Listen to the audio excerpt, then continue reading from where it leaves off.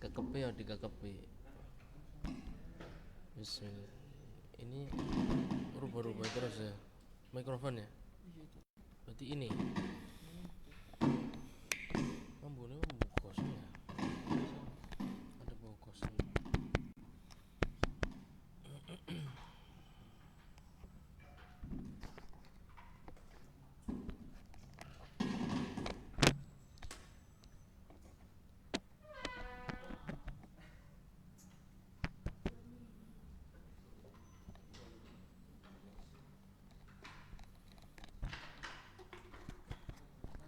Belum.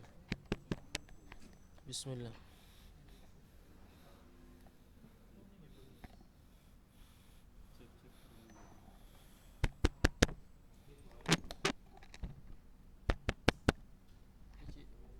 Orang enak.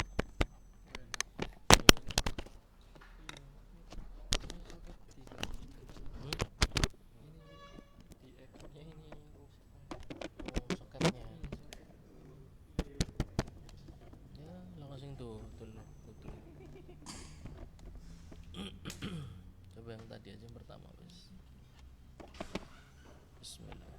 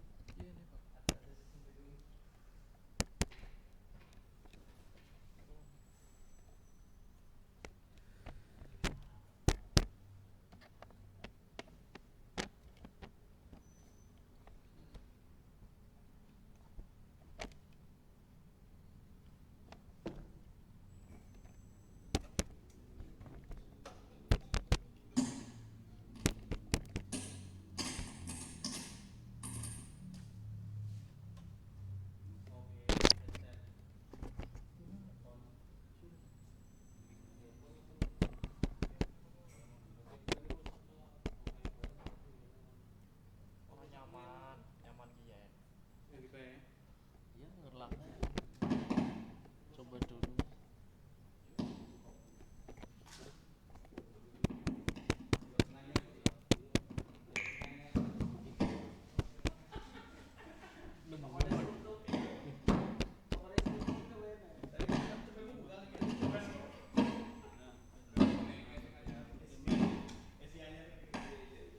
Cek, cek. Wis. Enggak boleh. Masya Allah.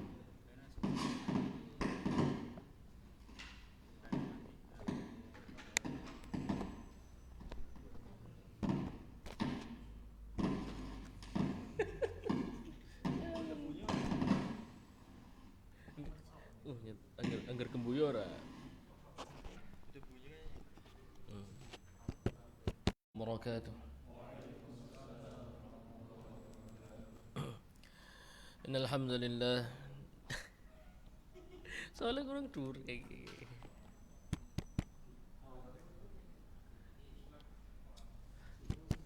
Nyerah.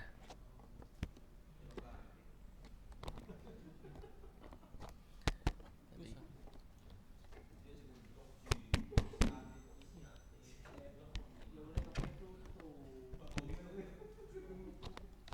Apa ini harus ngambang ya? Coba.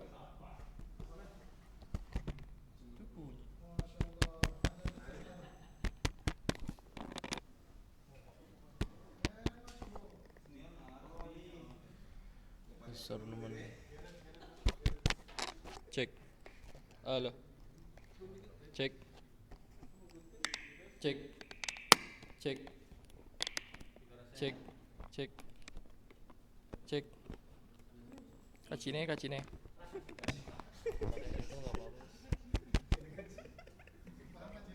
Pakai yang satunya apa? Wis ora gelem semutung nih.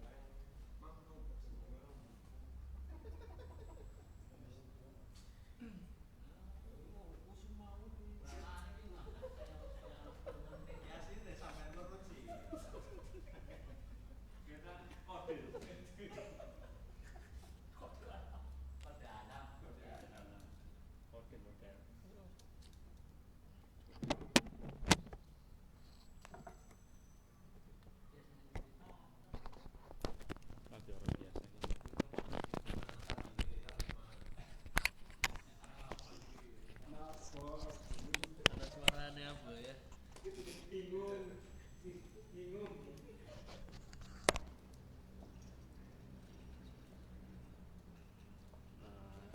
Ya, gini ya. Ini ada setelahnya nggak ini? Lemes tadi. Hah? Lemes.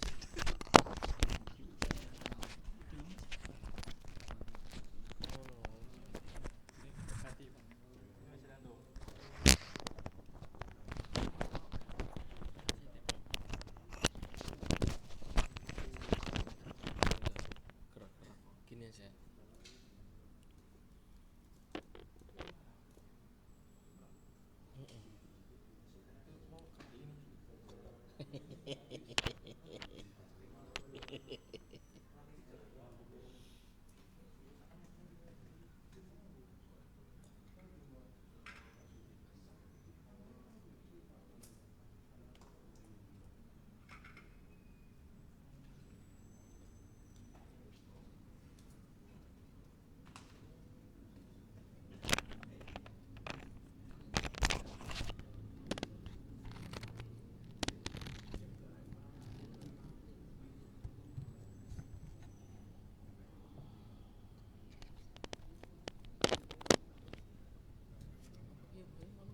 Bawah gitu. Hah?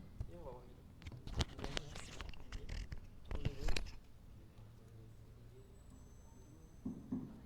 Bismillahirrahmanirrahim. Assalamualaikum warahmatullahi wabarakatuh. Innal hamdalillah nahmaduhu wa nasta'inuhu wa nastaghfiruh wa na'udzu billahi min shururi anfusina wa sayyiati a'malina. Man yahdihillahu fala mudilla lahu wa man yudlil fala hadiya lahu. Wa ashhadu an la ilaha illallah wahdahu la syarika lahu. وأشهد أن محمدا عبده ورسوله صلى الله عليه وعلى آله وأصحابه ومن تبعهم بإحسان إلى يوم الدين وسلم تسليما كثيرا أما بعد.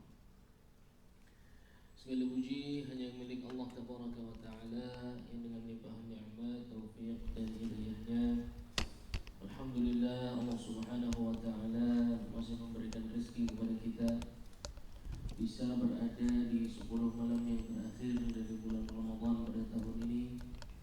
Semoga itu semua pertanda kebaikan yang Allah Subhanahu wa Ta'ala inginkan untuk kita semua. Dan semoga Allah Subhanahu wa Ta'ala menuliskan bagi kita takdir-takdir yang baik untuk di dunia dan di akhirat nanti. Semoga salawat dan salam selalu tercurahkan untuk baginda Nabi Muhammad SAW, kepada seluruh keluarganya, kepada seluruh sahabatnya, dan yang mengikuti mereka di atas sunnah hingga hari akhir. Jamaah iktikaf Masjid Ibrahim Center yang dirahmati Allah Subhanahu wa Ta'ala. Kita pada malam hari ini akan sedikit mengulang apa yang sudah kita mulai di pertemuan yang lalu. Kemarin juga kita sudah mencoba menghafal beberapa hadis. Kita ingin bertanya kepada antum, ya, siapa yang bisa menjawab dari bab yang kita ambil kemarin.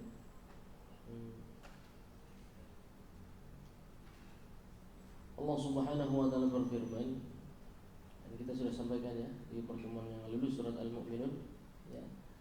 Qad aflahal mu'minun, alladzina hum fi salatihim khashi'un. Kemudian apa korelasi ayat ini yang bisa antum petik terhadap bab yang kita bicarakan kemarin? Apa faidah dari ayat ini yang bisa antum petik berhubungan dengan bab yang kemarin kita sudah jelaskan?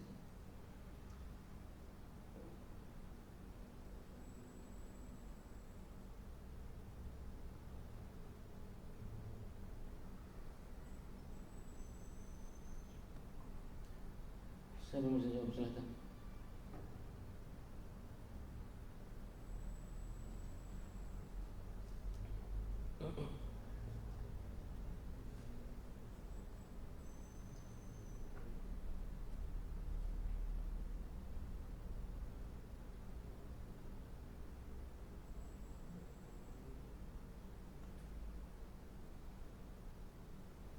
Ya, pertanyaan memang biar agak mikir sedikit, jangan yang gampang-gampang. Bisa, antum bisa. Sudah tahu kemarin. Dalam ayat tersebut ada apa ya? Ada sifat apa? Kemudian bagaimana antum menerapkan disunnahkannya sifat tersebut dalam bab yang kita jelaskan kemarin? Bagaimana cara istinbat antum?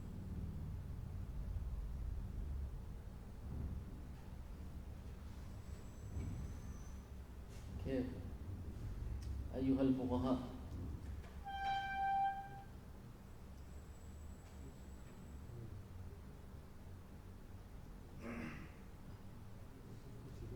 ayo dari ayat tersebut bisa dipetik bahwasanya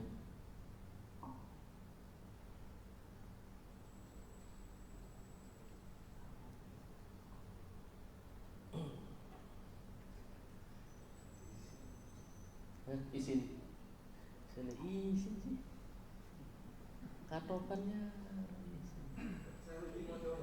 Syekh Rudi. Antum mungkin atau silakan Pak Rudi. Baik, ayat itu cerita ada lafaz sakinahnya mana? Qad aflahal mu'minun alladzina hum fi salatihim khashi'un. Ada kata-kata sakinah di sana? Tidak ada. Kenapa dengan khusyuk dari ayat tersebut? Silahkan dijawab yang lain.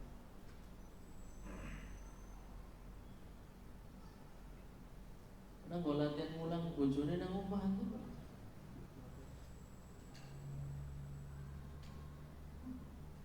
Jadi pulang-pulang dari sini tuh ada sesuatu yang berbeda gitu. Cara menjelaskannya kepada keluarga tertata rapi, menunjukkan talibul ilmi ilmunya berjenjang, kata-katanya ditata. Udah ketemu satu pintu ya. Di situ ada lafaz khusyuk. Ada apa dengan khusyuk? Silahkan. Ayo disempurnakan, Mas Habib.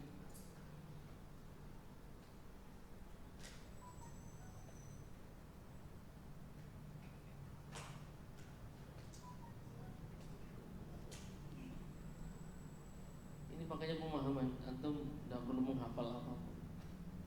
Gunakan pemahaman antum.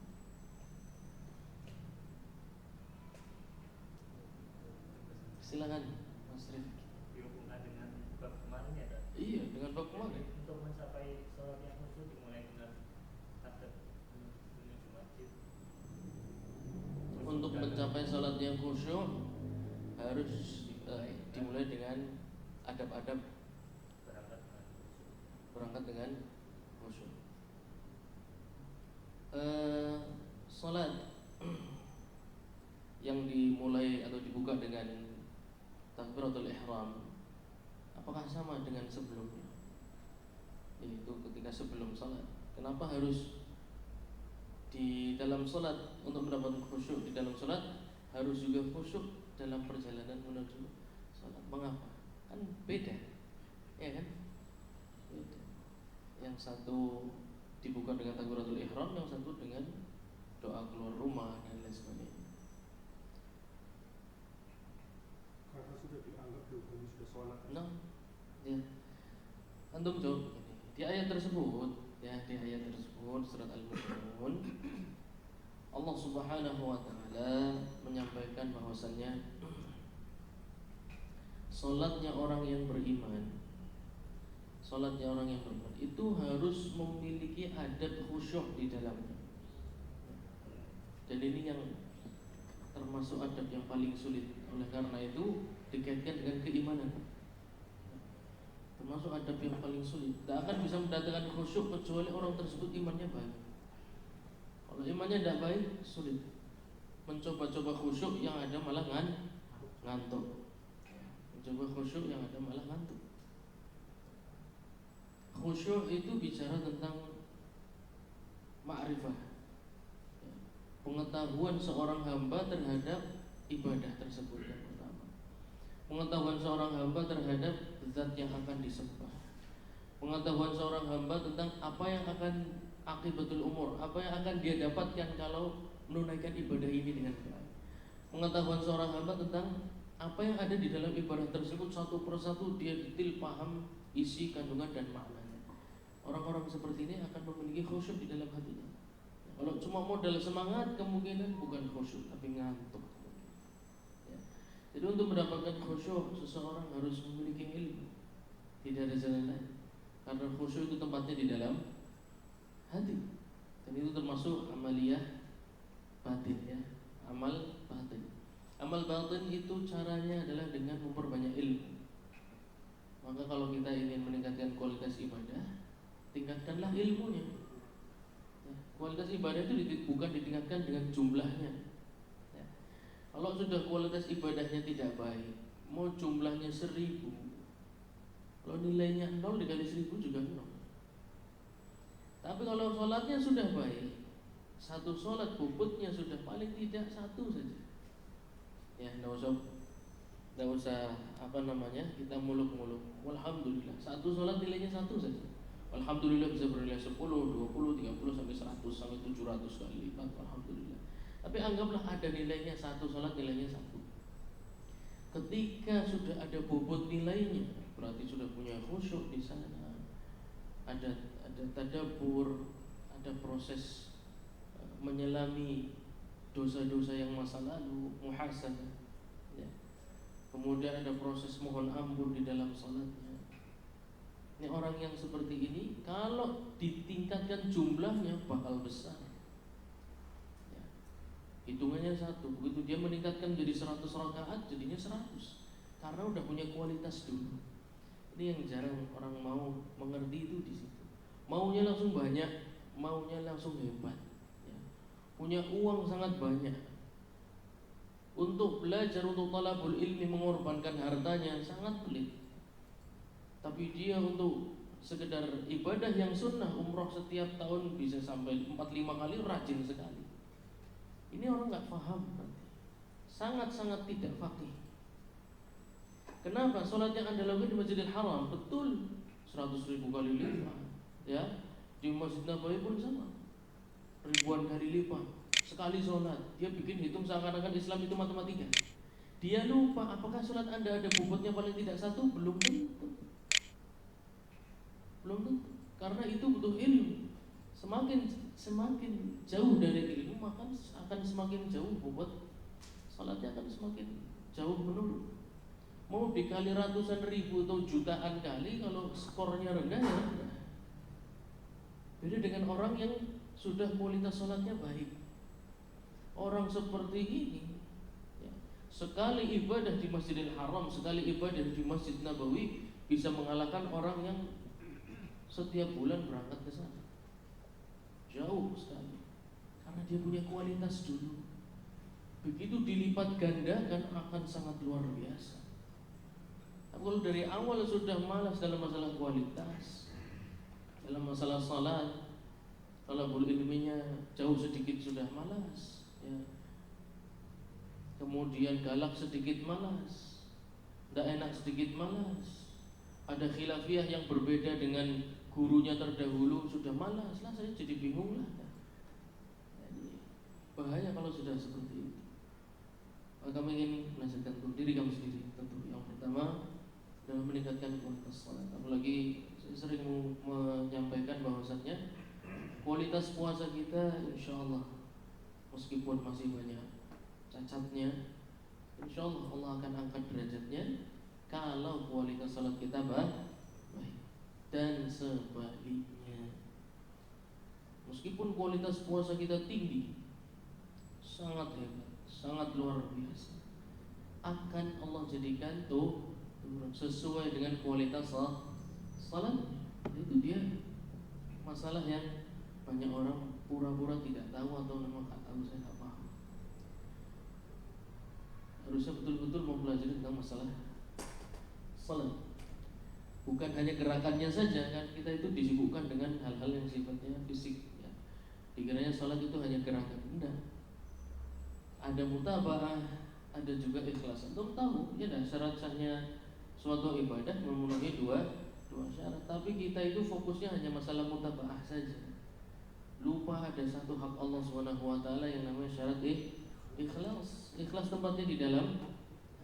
Di dalam hati bagaimana untuk menguatkannya? Cuma ada satu jalan, talabul ilmi, tidak ada yang lain. Kalau dalam mempelajari salat talabul ilmi kita betul-betul tidak bersemangat, kemudian tidak mau melakukan pengorbanan, itu tanda seseorang yang tidak faqih berada di situ. Kembali lagi, ayat tadi mengatakan, ya, sungguh beruntung orang-orang yang beriman yang di dalam salatnya punya sifat khusyuk. Kenapa ayat ini bisa kita bawa ke bab tentang perjalanan menuju salat? Karena di hadis yang lain dijelaskan bahwasannya perjalanan menuju salat, kata Nabi SAW, fa innahu fi salat. Perjalanan menuju salat itu juga mendapatkan hukum salat, sehingga sesuatu sifat-sifat yang disunnahkan bagi musolli di dalam salat disunnahkan juga bagi dia ketika perjalanan menuju salat. Karena perjalanan menuju salat ternyata disampaikan oleh baginda Nabi Muhammad SAW merupakan salat secara hukum. Jadi orangnya terlihatnya berjalan, kan tetapi dihukumi dia berada di dalam salat.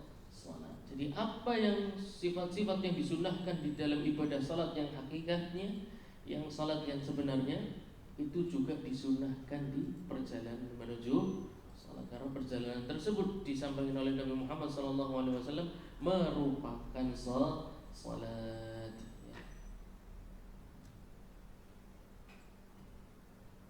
Kalau orang tidak berilmu masalah ya, sudah jauh-jauh sampai Mekah, sampai Madinah, sambil nunggu sholat, bukannya baca Quran. Padahal kalau dia tahu dia lagi dalam sholat mungkin nggak akan melakukan.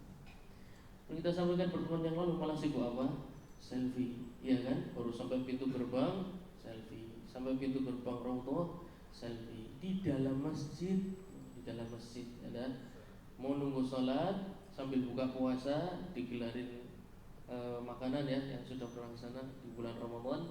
Digelarkan sufrah ya, plastik yang lebar, dikasih yogurt, dikasih roti, foto dulu ya. Harusnya itu momen untuk tadabbur, momen untuk bersyukur, momen untuk berdoa. Tapi karena tidak faqih sehingga kasihan gitu. Banyak kesempatan mendapatkan pahala tapi dia tidak mendapatkannya, justru merusak ibadahnya sendiri. Maka sungguh rugi orang yang tidak memilih talabul ilmi sebagai jalan hidupnya. Dia sungguh orang-orang yang tidak cerdas, sungguh orang-orang yang mau capek tapi orang belum bayaran ya. Orang-orang yang beribadah tanpa talabul ilmi itu adalah ciri orang-orang yang persis di dunia kerja itu belum kerja tapi orang belum nampani bayaran. Ada orang kerja nggak mau nampani bayaran? Gak ada. Tapi ada dalam masalah ibadah. Mau sing paling kesel, dia mau melakukan ibadah yang paling capek, akan tetapi dia tidak mau memikirkan kira-kira pahalanya sebesar apa. Wis pokoknya urusan Gusti Allah, mesti alasannya kayak gitu. Allah lebih tahu. Terus apa omongan yang enggak pada tempatnya, perkataan yang benar. Allah lebih tahu, betul. Urusan pahala yang tahu hanya Allah juga, betul. Tapi perkataan tersebut dia gunakan untuk membela diri, bahwasannya saya tidak perlu belajar seperti kamu, Saya tidak perlu menghafal Quran seperti kamu, tidak perlu capek-capek nulis, tidak perlu mencatat, tidak perlu belajar bahasa Arab. Tapi saya juga pengen masuk surga. Kalau bisa lebih tinggi dari kamu surganya. Itu yang diinginkan oleh mereka seperti itu. Dan kita sampaikan juga bahwasanya Syekh Ibnu Utsaimin rahimahullah taala termasuk seorang alim faqih. Beliau terkenal seorang faqih. Oleh karena itu tindak tanduknya itu penuh dengan sunnah, ya, penuh dengan petunjuk Nabi Muhammad sallallahu alaihi wasallam. Beliau tidak pernah menjawab pertanyaan dan fatwa ketika perjalanan menuju masjid. Akan tetapi setelah pulang dari masjid baru beliau meladeni pertanyaan dan banyak obrolan dengan hangat, dengan santai, dan beliau tidak pernah terlihat seperti orang, padahal beliau orang yang sangat sibuk, ya. Tapi tidak pernah menampakkan bahwanya saya ini orang yang sibuk, gitu nggak pernah. Tuh, ya itu faqih, itu orang kalau ilmunya tinggi itu, masya Allah, tabarakallah, bisa mendapatkan pahala dari berbagai macam cara, berbagai macam lika-liku hidupnya. Beliau tidak pernah menunjukkan bahwasanya, ayo cepat mau tanya apa, gitu. Santai aja sambil berjalan, santai. Orang bertanya dijawab dengan riang gembira, dijawab dengan penuh kerendahan hati, ya. Ini juga tantangan bagi antum semua yang sudah mulai berilmu. Hendaknya jangan jadikan ilmu itu untuk ajang untuk merasa lebih tinggi dari yang lain, lebih sibuk dari yang lain, lebih hebat dari yang lain. Harus semakin merendah, semakin santai, jemput bola. Masya Allah, tabarakallah. Kalau memang yang bertanya kurang baik pertanyaannya, luruskan pertanyaannya, ya, kedepankan sikap rendah hati, kemudian kepedulian kepada umat Islam. Kemudian berikutnya, pertanyaan berikutnya,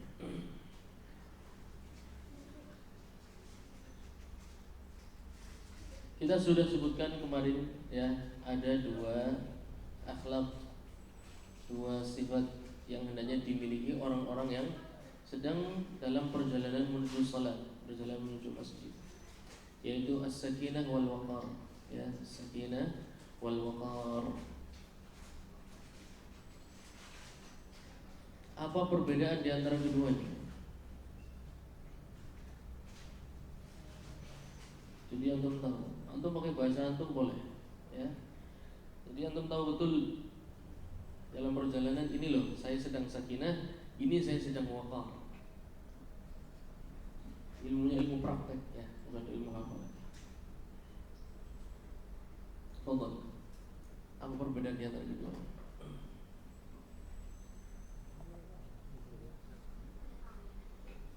Sakinah tenang secara gerakan, kalau waqar tenang secara batin. Tenang secara gerakan, sakinah mudah, ya. Tenang secara batin, ngukurnya gimana? Oke, wong batinnya tenang. Oke, wong ora tenang ya batinnya kayak ayo. Kan harus bisa kan? Kalau enggak bisa diukur, kita gimana cara ngajarin orang? Kan harus bisa diukur. Gimana cara mengukur al-waqar? As-sakinah sederhana, ya. Gerakannya terlihat tenang. Tapi bagaimana cara mengukur orang batinnya tenang dalam perjalanan menuju salat? Satu, orang akan tolak-tolak, ya. Fokus, ya. Ngerti nih kamu lagi fokus apa orang nih? Ya, salah satunya betul ghadul basar kata para ulama, ya. Kata para ulama, ciri-ciri orang yang waqar, ya, orang yang tenang batinnya, fokus, itu tidak banyak tolak-toleh, ya, fokus dengan kerjaannya. Makanya tukang lebih levelkan tolak-toleh berarti hatinya tidak tenang, ya. Fokus, ya, tidak tanya tolak-toleh, kemudian ghadul basar, ya, menundukkan pandangan. Kemudian apa lagi? Kita sudah sampaikan kemarin. Saat berbicara suaranya rendah. Saat berbicara suaranya rendah. Dan tidak mudah untuk memanggil dengan suara yang keras, dengan suara yang teriak, karena dia dalam perjalanan sesuatu yang penting. sesuatu yang besar, sesuatu yang agung, dan bahkan dia dihukumi dalam ibadah salat. Jadi dia malu untuk sibuk ngobrol yang lain, itu malu. Tapi tetap ya, antum kalau ditanya tetap jawab, jangan diam aja ya. Lagi perjalanan menuju sana, tapi suaranya direndahkan. Ketemu fulan atau ada teman ya kan, antum suara ketemu pengennya melayu disalami ngobrol lah ya kan, pengennya ngobrol sing dawa, tapi antum posisinya sedang perjalanan menuju masjid nih ya. Hendaknya kalau memang ada hajat yang penting tidak apa-apa, tapi kalau tidak ada dan bisa ditunda maka ya sudah, relakan saja ya, lebih baik direlakan saja. Siapa tahu nanti ketemu di masjid, insyaallah nanti pulang dari masjid antum cegat mau diajak ngobrol, jak bakso ya bebas, mie ayam kan, sing duk-duk sing tek-tek enak. Baik, dari sakinah dan waqar ya, dari dua akhlak tersebut muncul sebuah pertanyaan. Bukankah kita di sunnah yang kemarin kita sudah jelaskan ya, hadis arba'in ya, hadis arba'in, hadisnya yuhtaju biha, hadisnya dijadikan hujjah oleh jumhur fuqaha, meskipun ada beberapa ulama yang mendhaifkan, tapi kita katakan kalaupun dhaif secara marfu', dia sahih secara mauquf, sahih secara mauquf. Dan mauquf yang berarti pada sahabi ya, kalau berkaitan dengan hal-hal yang gaib, hal-hal yang gaib itu hal yang apa? Tidak bisa dilakukan ijtihad. Contohnya angka. Contohnya angka-angka. Ya kan? Bagaimana caranya berijtihad para sahabat? Kan tidak mungkin 40 ke 41 ya enaknya ya. 42 enggak mungkin. Itu bukan sesuatu yang bisa dilakukan ijtihad. Berarti ambilnya dari gurunya, dari Nabi Muhammad sallallahu alaihi wasallam. Maka secara umum hadis ini yuhtaju biha inda jumhurul fuqaha. Jumhur fuqaha menggunakan hadis ini sebagai hujjah, bahwasannya disunahkan untuk paling tidak, bukan hanya 40 saja kemudian santai-santai saja ya. Maksudnya 40 ini untuk awalan. Kalau terbiasa di 40 hari, insyaallah 40 waktu salat ya, 40 waktu salat, insyaallah akan dimudahkan untuk selanjutnya ya, insyaallah Allah mudahkan untuk selanjutnya. Dan kalau 40 saja sudah berat, maka kemungkinan selanjutnya juga berat. Maka hendaknya mencoba untuk di 40. Sedangkan lafaz yang kita sampaikan kemarin adalah 40 hari ya. Sedangkan kita sampaikan kemarin 40 hari. Hadis ini memiliki beberapa versi. Ada yang menyebutkan 40 waktu salat. Ada juga yang menyebutkan 40 hari. Hadis yang kita sampaikan kemarin yang sahih mauquf itu adalah 40 hari. Maka bisa dicoba 40 hari untuk istiqamah, mengorbankan beberapa hal. Nanti kita lihat, insyaallah ada perubahan dan ada hal yang hebat di dalam keimanan orang tersebut, insyaallah. Berkaitan dengan sifat sakinah dan waqar.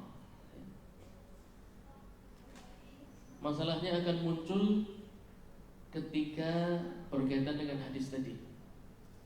Hadis 40 hari sholat mendapatkan takbiratul ihram bersama imam.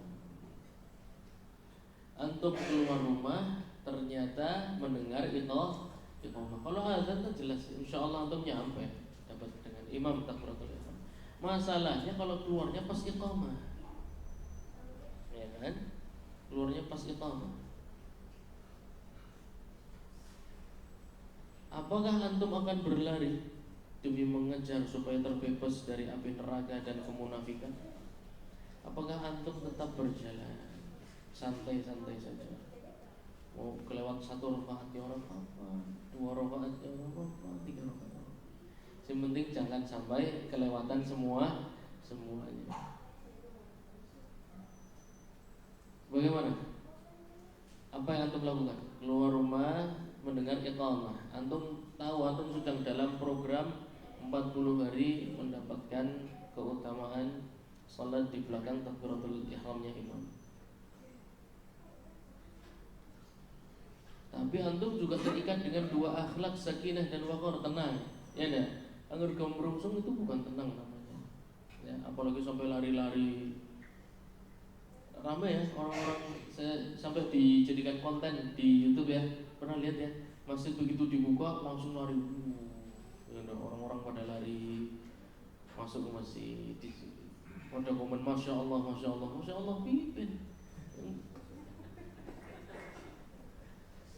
Ya karena tidak ada ilmu gimana? Ya kan? Mereka menyangka mereka sedang melakukan hal yang istimewa, tapi itu hanyalah hal-hal yang ternyata menyelisihi sunnah Nabi Muhammad SAW. Dalam masjid harusnya tenang, dalam perjalanan saja harus tenang, apalagi di dalam masjid harus lebih tenang. Ya malah jadi ajang lari-lari, bangga dikiranya sudah sedang berjihad. Apa yang perlu lakukan? Keluar rumah mendengar iqamah tapi sedang dalam program arba'in. Mada fa'al? Mada taf'alu? Tetap santai. Ya silakan. Berjalan dengan tenang.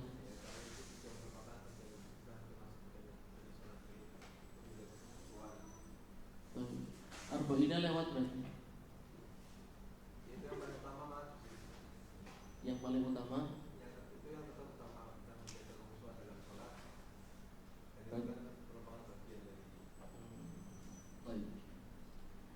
Kemudian kalau santai-santai saja sampai rakaatnya habis gimana? Sampai salam antum baru datang. Resiko. Baik.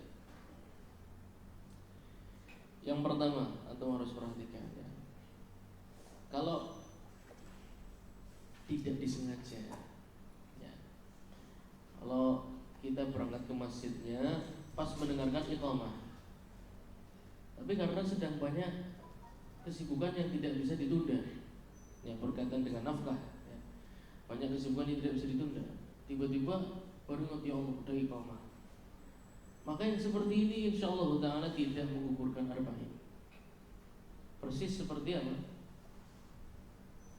Orang-orang yang terbiasa salat berjamaah di masjid, akan tetapi kemudian terhenti karena sakit. Ya kan? Jadi Allah Subhanahu wa taala di dalam hadis dijelaskan ya, Nabi Muhammad SAW menjelaskan bahwasannya ibadah seorang laki-laki ya, yang biasa dia lakukan dalam kondisi sehat, Allah Subhanahu wa taala tuliskan baginya hal yang sama di hari-hari ketika dia sedang sakit. Maka yang pertama, jangan disengaja. Tidak ada pertentangan di antara keduanya, Pak. Ya. Maka kalau bisa kejar itu arba'in. Tapi kalau tidak bisa, maka jangan disengaja. Kalau memang ada waktu untuk mendapatkan takbiratul ula, datang.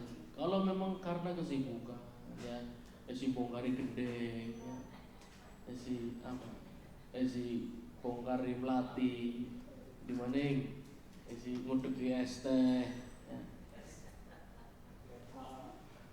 Si ngebur bajaringan, mana si ngetok kain, kelalen ngetok kain kan kudu presisi pak, ya, meleng sejul belok, kan harus lempung.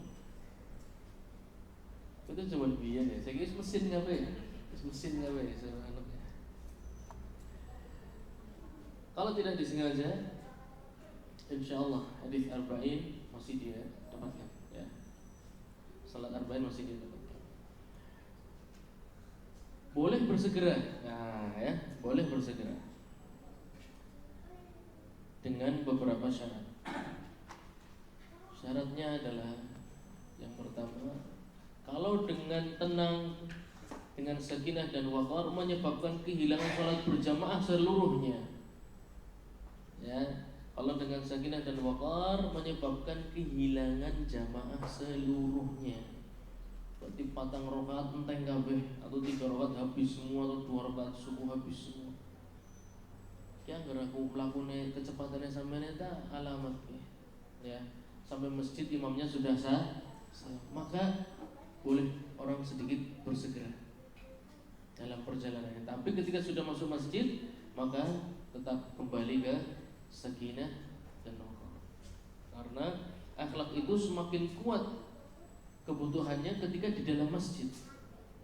Ya. Dalam perjalanan penting, di dalam masjid lebih penting lagi. Adab tenangnya. Jadi kalau memang harus bersegera, usahakan ketika sudah sampai masjid tenangkan dulu supaya masuk ke dalam sholat hati kita sudah tenang. Tapi kalau mepet nemen ki angger wis mlebu masjid, udah duduk ternyata nih, ya udah tahiyat akhir, ya sudah tahiyat akhir. Apalagi masjidnya yang ukurannya berapa? 30 meter.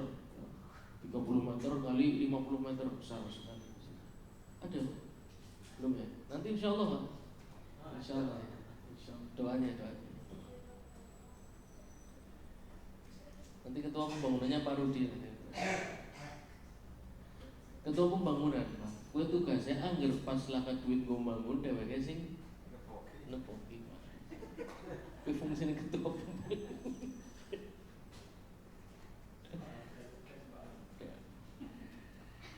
Jadi harus dipertimbangkan.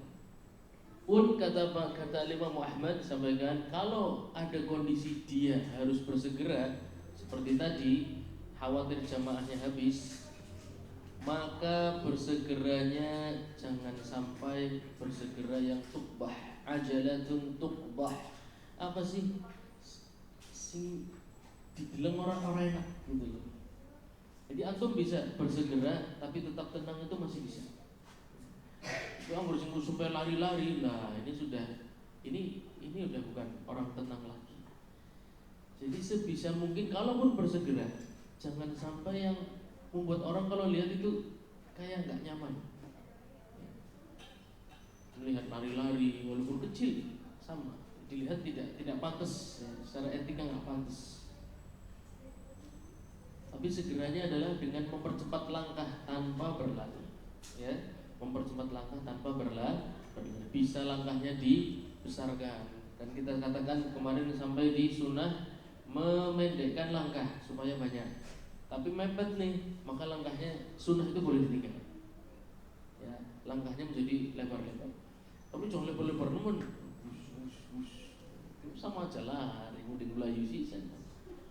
Jadi tetap bersegera yang tidak menghilangkan fokus, tidak menghilangkan ketenangan di dalam hati.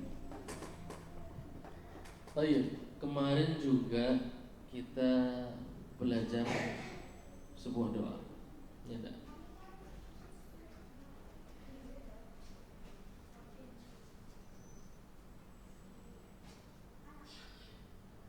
Sebuah doa ketika kita hendak keluar dari rumah, ya, ketika kita keluar dari rumah, baik menuju masjid atau selainnya. Dan doa itu disusun dari 3 buah hadis, ya. Jadi kalau bisa antum laksanakan, kenapa kok 3? Kenapa nggak 1 aja, gitu ya? Ya, ini adalah doa-doa yang pernah diucapkan oleh Sayyidul Anam, ya, manusia terbaik. Doa-doa yang pernah diucapkan oleh lisannya manusia yang terbaik yang pernah melangkahkan kakinya di atas bumi. Kalau bisa antum kumpulkan semuanya, kumpulkan semua. Ya, jangan kita zuhud dalam permasalahan seperti ini. Biasakan, ya. Biasakan jangan terlalu zuhud kalau dalam masalah mengumpulkan doa-doa Nabi Muhammad SAW. Ada doa yang panjang dikit disungkan, ya kan? Panjang dikit, aduh yang dawa. Bukan itunya, jadi bukan itunya harus kita perhatikan. Tapi ingat, doa ini pernah diucapkan oleh Nabi Muhammad SAW. Berarti semakin panjang semakin banyak barokahnya. Lafaz nabawi itu mubarak, lafaz nabawi itu berkah. Semakin lama doanya berarti semakin panjang berkahnya. Jadi harus mulai berani menghafal doa yang sedikit panjang. Harus mulai berani. Insya Allah bisa. Tiap hari dibaca, tiap hari dibaca, lama-lama hafal deh. Ya dah. Wong yasinan benyatane wong desa-desa ya maca Quran ora bisa. Surat apa bae ora hafal, siji tok hafal surat apa? Karena dia coba terus. Bahkan bocah pondok sing mencoba hafalan surat Yasin kalah karo wong-wong kampung. Salah sejul langsung dikoreksi. Ya, kan? Padahal lebih panjang surat Yasin dibandingkan doa-doa ini. Tapi karena apa tadi? Kemauan kita, kesungguhan kita menapaki jejak Nabi Muhammad SAW. Kemarin ada lafaz yang tertinggal. Yaitu pada Allahumma inni a'udzubika an adilla aw udhal. Kemudian au azilla au uzal au adlim au adlima au udlam. Ya. Tambahin setelah azilla au uzal au adlima au udlam. Masya Allah. Muhammad tuh siji balik loro. Jadi dua. Waalaikumsalam warahmatullahi wabarakatuh.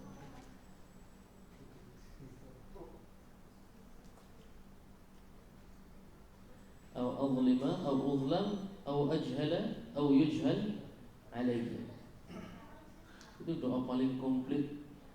Doa yang insyaallah antum menemukan seluruh yang antum butuhkan. Ketika keluar dari rumah, ketika menuju masjid, antum butuhkan perlindungan Allah Subhanahu wa taala ada semua dalam doa itu.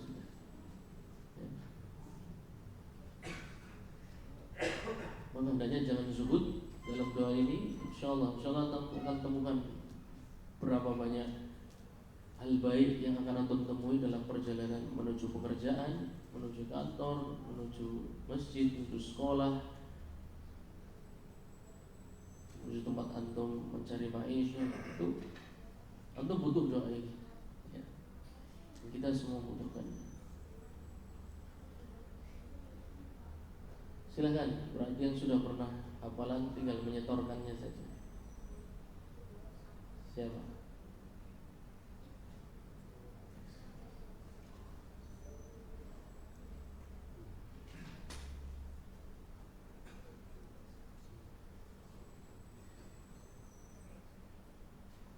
Kalau benar, insya Allah benar.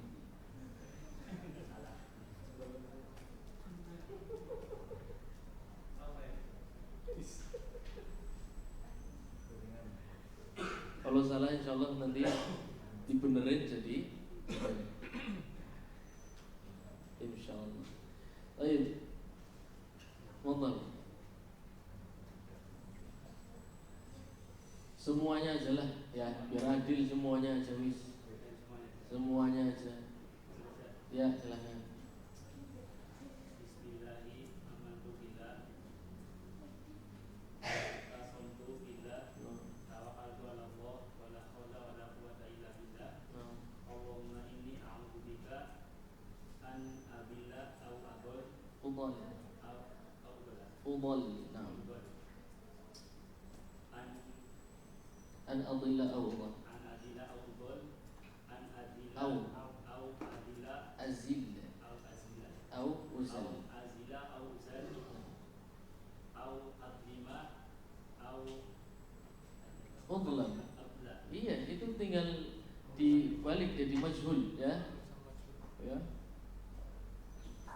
Terus aw ajhala Aw ajhala. aw yajhala Yujhal. yujhala alaik.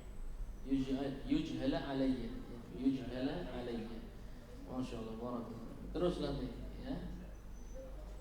Itu fiil keduanya dijadikan mabni lil majhul semuanya ya. Yuf'al atau uf'al ya. uf'ala atau yuf'ala, tergantung fi'il aslinya. Silakan berikutnya siapa? Yuk cepet. Ben kabeh kerasan. Nah. Bismillahi amantu iqtasamtu. Amantu billah. Bismillahi amantu billah iqtasamtu billahi wala haula wala quwwata illa Tawakkaltu 'ala Allah. Iqtasamtu Billah. tawakkaltu 'ala Allah Nah. wala haula wala quwwata illa billah. Nah. Allahumma inni a'udzu bika an adilla aw udhal aw azilla aw uzal aw adlima aw udlam aw ajhala aw yujhala alayhi. Masya Allah, barakallahu fiik. Man.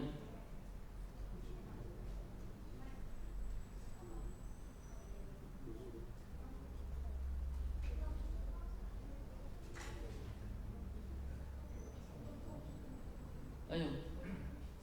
Siapa berikutnya? Ya. Bismillahi amantu billah Aman. Ayam. amantu billah iqtasamtu billah tawakkaltu 'ala Allah la haula wala quwwata illa billah. Allahumma inni a'udzu bika an adilla aw udall aw azilla aw uzal aw azlima aw uzlam aw ajlaha Ala ajhal aw ajhala أو aw yujhala أو يجهل علي alayya أو أجهل أو يجهل علي. aw ajlaha aw yujhala Bukan ajlaha, ajhala. ajhala. Nah, dari kata jahil ya, jahil ya, dari kata jahil. Ya, jahil di sini maksudnya seluruh umum perbuatan maksiat itu jahil. Aku berlindung dari perbuatan jahil, perbuatan yang bodoh, perbuatan maksiat. Ya, maksudnya perbuatan yang bodoh. Waliyadzubillah. Dan aku berlindung pula dari orang yang ingin melakukan perbuatan maksiat itu kepadaku. Ya, jadi doa ini masya Allah komplit. Ayo berikutnya.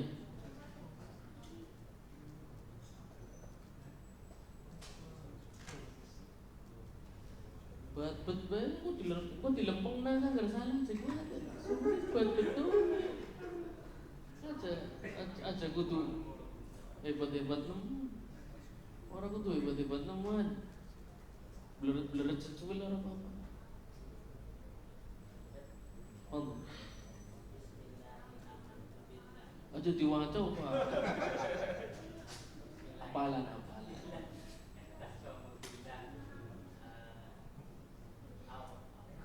tawakkal tuh Pak. Iya.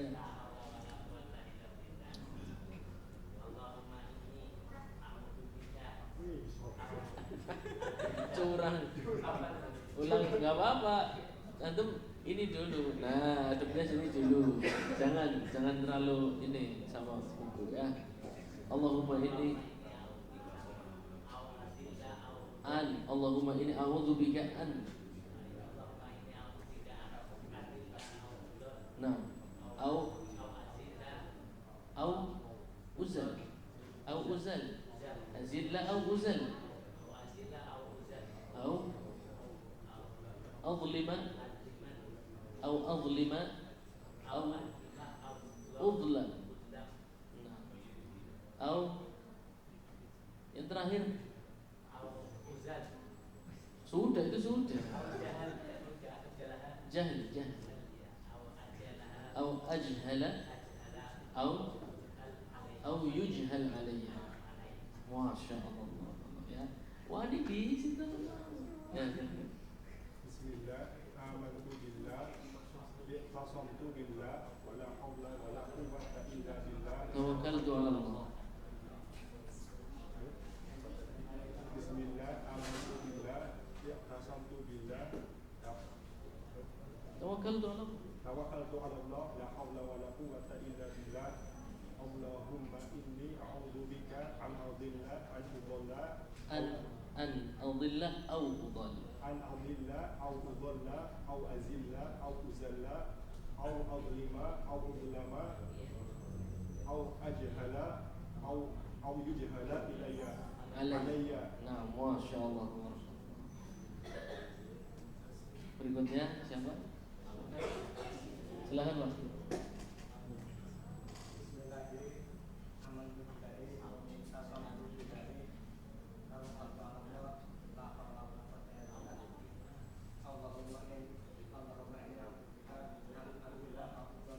An adilla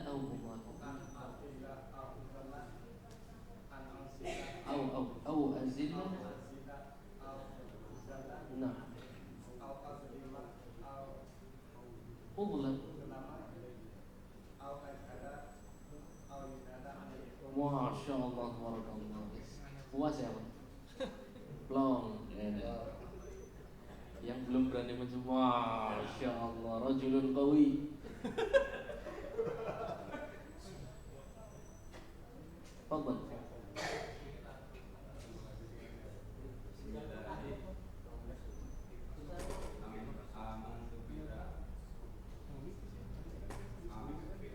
Ihtasamtu.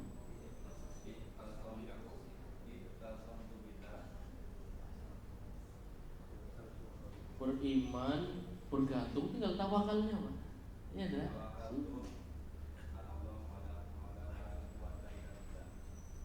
Allahumma inni a'udzubika an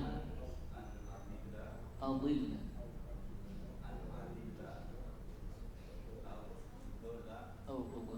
au azilla uzal. Sama udal uzal sama ya, modelnya sama, patternnya sama, wazannya sama. Uzal tadi kan adilla udal, azilla uzal, sama, wazannya sama persis ya. Au azilla uzal ya. Ya, ulang lagi. Nah, au udlam, uzal, udlam, sama wazannya. Au adlima, udlam, au ajhala, ajhala, ajhala, au na'am, seperti itu. Barakallahu fiik. Mana pria pemberani berikutnya yang mana?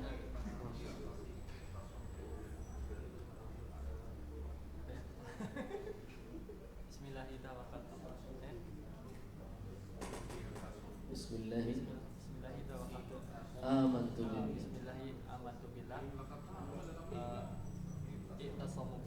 I'tasamtu billah. Tawakkaltu ala Allah. Ini yang antum hafal malah lupa.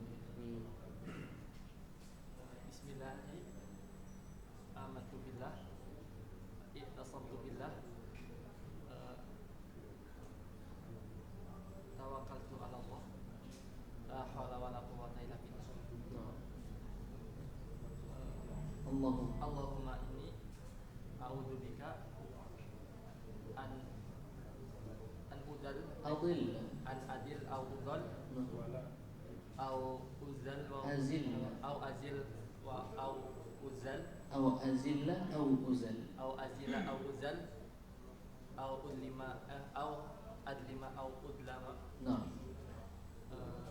au ajhala au ujhala au ajhala au ajhala au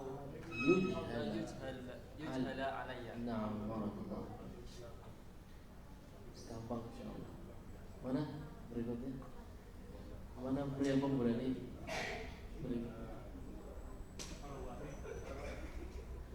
Bisa orang mati.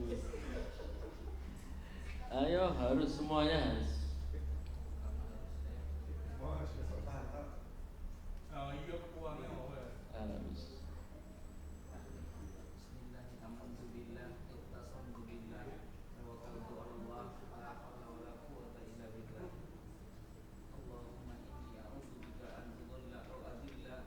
Kowe maca apa? Ora. Oh, ora. Oh, iya. Ya. Salah satu ujian, Pak. Fitnah. An adilla. Allahumma inni. Nah. Au azilla au uzalla Nah. au adlima au uzlama Au udlam. Nah. au yajhala Au ajlaha au yujhala alayya. Ajhala tuh saya, Pak. Ya, makanya ya, aktubu, adhabu, saya menulis, saya pergi. Ajhala ya saya pelakunya. Ya, au ajhala au yujhal alayya. Au ajhala au yujhala alayya. Nah, seperti itu. Ya, barakallahu fiik.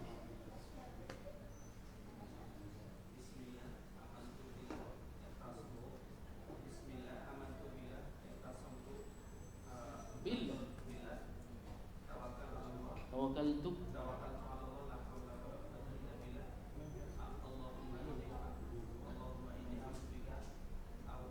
an adilla dulu. An adilla. Naam. Naam. Naam. Masya Allah, barakallah. Bojone kok ora pinter-pinter ke dimarahi. Wis kabeh. Urung. Ngenteni pokoknya jam 5 ya jam 5.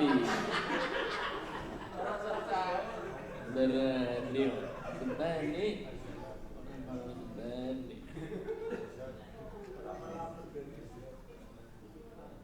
Bismillah tulis yang penting, Pak. Iya kan ngarepnya bismillah.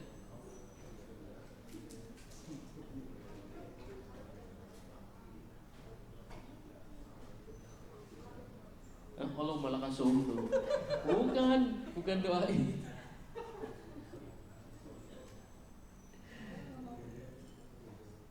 Anggaran negara dan langkah sing maksa, Pak. Mumpung ya. Jadi ini kesempatan kita. Ya, duluan Pak Gunawan.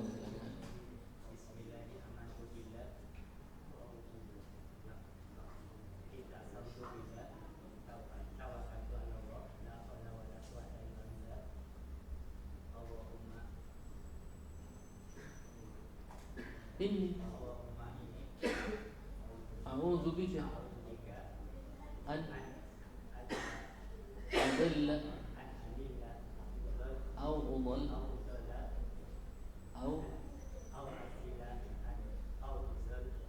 au azilla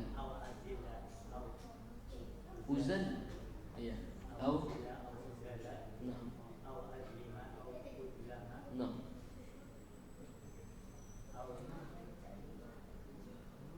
أجهل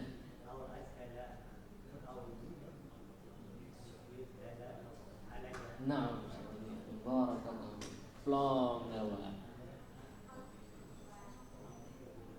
si peci ini nganti muncul bisa kamu review dari ini oh belum kan iya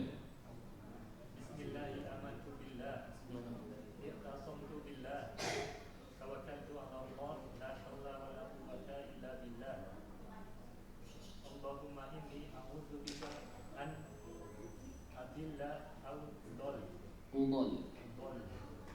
au azilla au uzal au azlima au uzlam au ajhala au yujhala alayhi. Masya Allah. Terus saja latih, antum sehari setiap keluar rumah dilatih. Awal masih nanti terbata-bata. Apa mau ya? Nggak buka kepekan mandi nggak? Terus saja, nanti lama-lama hafal sendiri. Kalem, kalem jagung dulu. Orang-orang itu antum nggak. Kalem, jagung dulu yang pekan dulu. Silakan.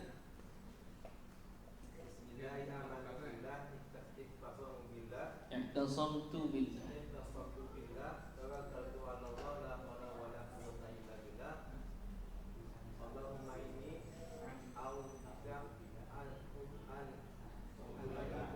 udall Coba an adilla au udall. Au azila au uzal.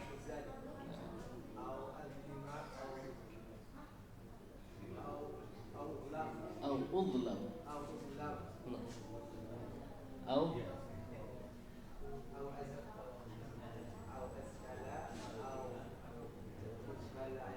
Masya Allah, bisa anak pembisik ya semula. Eman-eman, Masya Allah. Ben gelemangkan ya.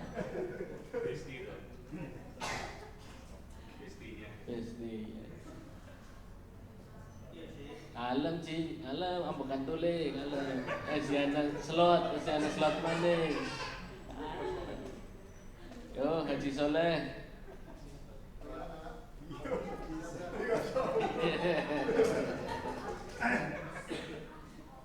Bismillahirrahmanirrahim. I'tasamtu billah wala haula wala quwwata tawakkaltu 'ala Allah wala haula wala quwwata illa billah. Allahumma inni a'udzubika an adilla au udalla Au udall.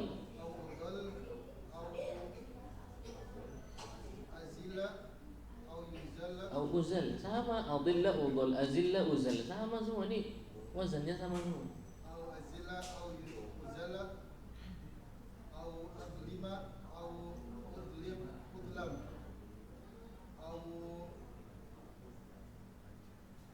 au ajhala au yuzhala alayya. Masya Allah, barakallah. Saya sah bisa sah. Besok sih. Senteng, baterainya wis kabeh.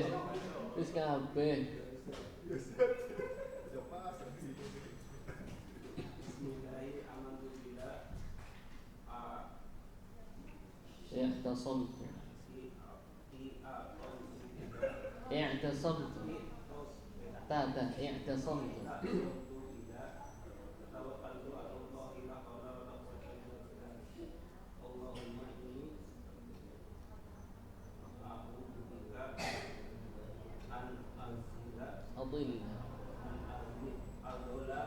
An adilla au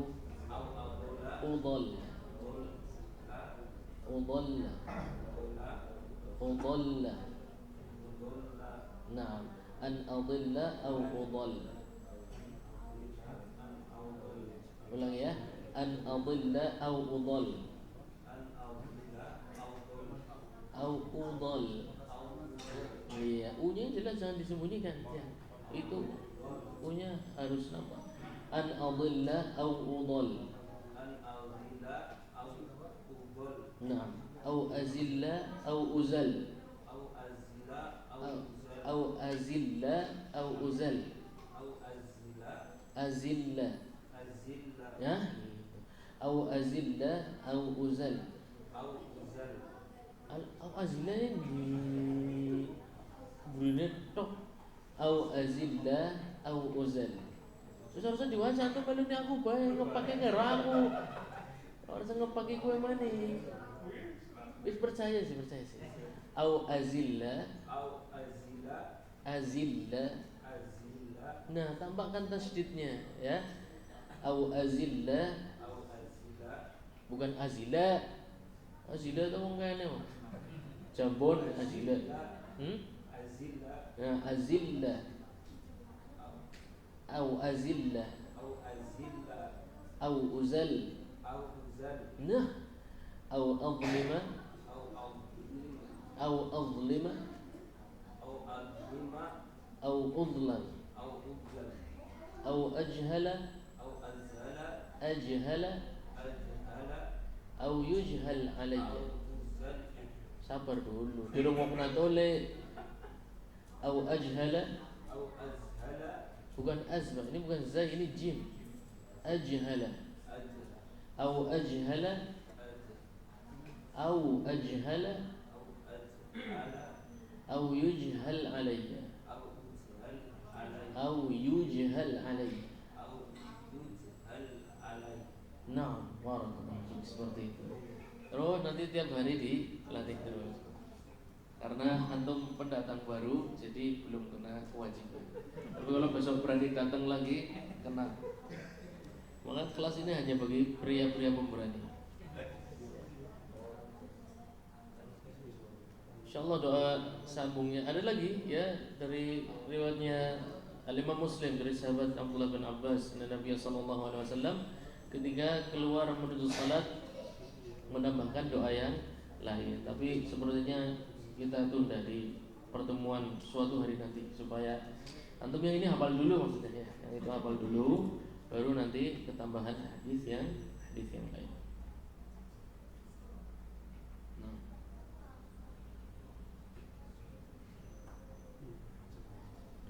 Mari kita sudah sampai ya ketika Nabi Muhammad SAW keluar dari rumah dalam kondisi iqamah sudah ditegakkan, ya. Dalam kondisi iqamah sudah ditegakkan. Tapi rumah Nabi SAW kan dekat ya dengan masjid. Jadi ingat sunnah memendekkan langkah, ya, merapatkan langkah, ya, jangan lebar-lebar langkahnya. Itu diperhatikan juga kemungkinan antum mendapatkan jamaah, ya, kemungkinan mendapatkan jamaah. Kalau memang memungkinkan mendapatkan jamaah meskipun rakaatnya kurang, maka tetap, ya, sunnah ini tetap antum kerjakan. Tapi kalau itu antum kerjakan sunnah merapatkan kaki, ya, memendekkan kaki supaya banyak langkahnya antum kerjakan, tapi beresiko kehilangan sholat jamaah seluruhnya, maka sunnah ini boleh antum tinggalkan. Berdalil dengan perkataan Imam Ahmad, ya. Imam Ahmad mengatakan apa? Boleh untuk bersegera. Berarti otomatis meninggalkan sunnah ini, ya, otomatis meninggalkan sunnah ini. Tapi bersegeranya jangan sampai bersegera yang tidak sedap dipandang, ya, ajalatun tuqbah. Bersegera yang dilihat itu tidak sedap karena menghilangkan apa? Menghilangkan as-sakinah wal waqar, menghilangkan ketenangan dan fokus seseorang dalam salat. Karena ingat, perjalanan menuju salat dihukumi sedang salat. Kemudian kemarin kita sudah sampai bahwasanya Nabi SAW selalu mengedepankan kaki yang kanan untuk masuk ke tempat-tempat yang baik. Maksudnya apa? Tempat-tempat yang di dalamnya banyak ketaatan. Ya, tempat-tempat yang baik itu tempat-tempat yang di dalamnya banyak ketaatan. Sekarang pertanyaannya, salah satunya masjid, ya. Salah satunya masjid, masuk dalam masjid kaki kanan, masuk ke dalam rumah, ya, dari luar masuk ke dalam rumah, maka utamakan kaki yang. Kenapa? Karena di dalam rumah kita adalah tempat yang banyak terjadi proses ibadah, banyak terjadi ketaatan kepada Allah Subhanahu wa ta'ala. Jadi rumah apapun, ya, yang tinggal orang sesoleh apapun, kalau rumah itu tidak pernah digunakan untuk beribadah, maka akan kehilangan keberkahan. Yang mendatangkan keberkahan itu apa? Bukan foto-foto yang dipajang, bukan. Ya, yang mendatangkan keberkahan adalah ibadah yang dilakukan di dalamnya. Apalagi kalau yang terjadi di dalamnya justru praktek-praktek kesyirikan.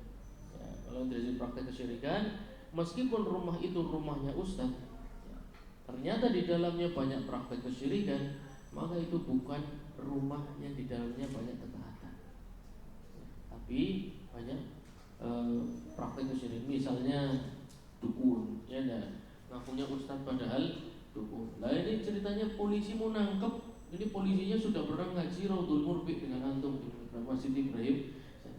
Kayaknya pan mlebu umai dukun, pertanyaannya, ya kan? Pan mlebu umai ustaz dukun ya. Kan jare ustaz kae anggap mlebu umah utamakan kaki yang kanan. Tapi ki bukan umah sembarangan, ki umah untuk praktek perdukunan. Ya. Kira-kira polisi ini membuka pintu kemudian akan masuk menggunakan kaki yang kanan atau kiri sebaliknya? Sebaiknya kaki yang mana? Yang kiri. Ya, meskipun rumahnya ustadz, tapi ustadznya ustadz dukung. Berikutnya, antum dapat transferan dari Arab Saudi senilai 2M. 2M itu berapa? 2M itu apa? 2M itu makasih mas. 2M. Iya, M kan bener, makasih mas. 2M. Ini apal kan? Trik-trik kuno. Mana? Ya ngarep kok.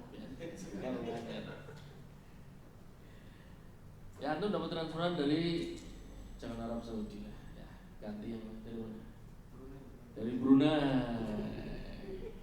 Dagang apa dong Brunei? Dari Brunei antum dapat transferan 2M. Antum harus ambil di bank. Antum harus ambil di bank. Kira-kira masuk ke bank antum utamakan kaki kanan atau kaki kiri? Walaupun tersinggung orang apa ya? Orang ngerti kan? Langsung bae mlaku bludus-bludus bae pokoknya utamakan kaki kiri. Mengapa? Karena di dalamnya banyak perbuatan maksiat, yaitu pertama ikhtilaf. Ya, itu. Yang kedua banyak sekali aurat yang diumbar di sana. Ya.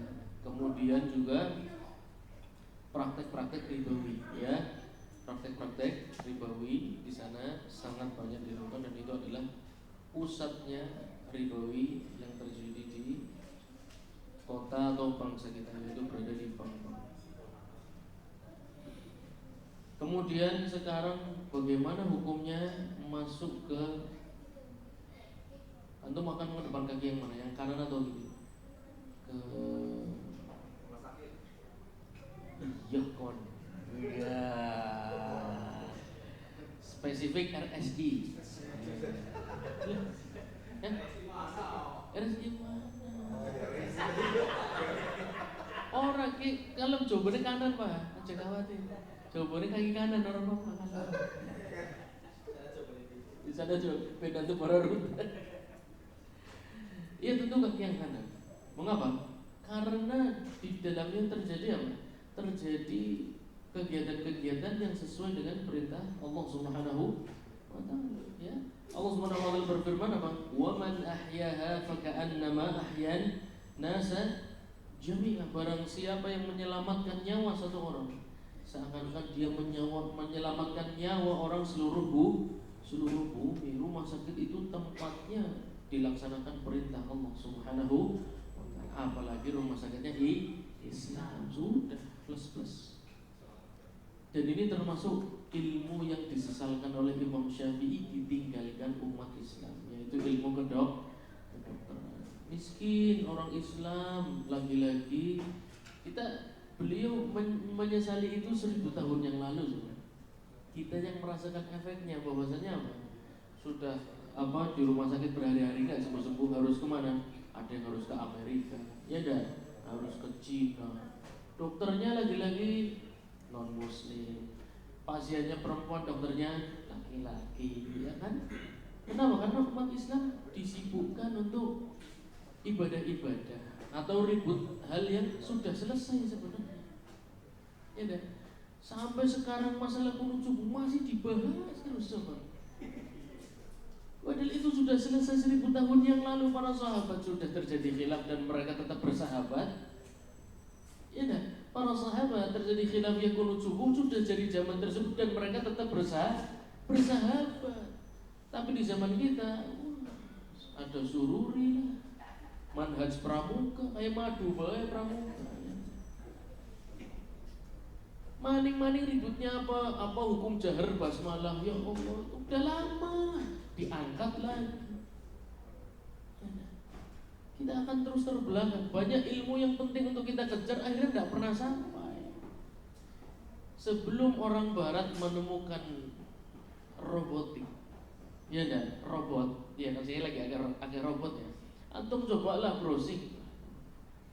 Siapa sih sebenarnya ilmuwan yang pertama kali mempelopori penelitian tentang konsep robotik? cari antum cari sendiri. Antum akan terkesima dan kitab-kitab beliau masih tersimpan rapi di dunia barat. Gak bisa disangka orang Islam yang pertama kali vaksin, coba vaksin itu konsepnya orang Islam. Tapi lagi-lagi kita disibukkan, ya. Dulu vaksin belum pakai babi, tapi karena penelitian vaksin dilanjutkan oleh orang-orang non Islam, akhirnya mereka menggunakan bahan dari babi. Coba dilanjutkan oleh orang Islam, insya Allah, ya. Puluhan tahun urip, sholat, orang tahu mangan babi, pan kaji jadi ngerasakna di dalam tubuhnya ada babi, iya dah. Sebelumnya dia tidak pernah merasakan makan babi, tapi mau naik haji malah di tubuhnya jadi tersuntik vaksin yang terbuat dari babi. Kesalahannya ada di kita semua. Ya. Sibuk untuk urusan sing wis rampung dibahas. Kita disuruh jadi mujtahid kabeh. Ini kebangetan gue. Ya. Pelajari Islam, kemudian kenalilah kebenaran, ambil pendapat yang roji. Roji menurut siapa? Menurut saya, menurut Anda. Sing hafalan Qur'ane besi kelalen. Ya dah. Hafalan hadis arba'in saja kuwalak-walik, hadis nomor 1 2 3 4 urutannya besi kuwalak-walik. Urusan ijtihad ahkam syariah ini sudah selesai 1000 tahun yang lalu. Bahkan sudah jadi sebuah ilmu yang terkodifikasi anak temane. Konpan fikih wong di wong Madinah, ada Imam Malik, ada Imam Ahmad, memulai dari kitab apa? Sudah jadi semua. Anda pengen orang mana? Orang Kufah, ada Imam Abu Hanifah yang mazhabnya tersebar paling luas di seluruh bumi. Anda ingin yang menggabungkan antara madrasah fiqhiyah dan madrasah hadis, ahlul fiqh dan ahlul hadis. Ada seorang yang sangat terkenal, nasabnya bersambung dengan Nabi Muhammad SAW, Al-Imam Asy-Syafi'i. Orang istimewa, sudah pernah terlahir, ilmunya sudah pernah dicatat, sudah pernah dihafal 1000 tahun lebih. Kita disuruh ulangi ilmu itu lagi. Kita disuruh jadi mujtahid lagi, kita disuruh jadi seperti Imam Ahmad, kita disuruh seperti Imam Syafi'i. Jadilah seperti Imam Syafi'i. Angel. Pengorbanannya terlalu panjang, terlalu jauh. Mending antum fokus apa? Jualan aja. Ya. Ambillah ilmu fikih yang sudah jadi, selesaikan, kemudian antum fokus dengan kegiatan antum.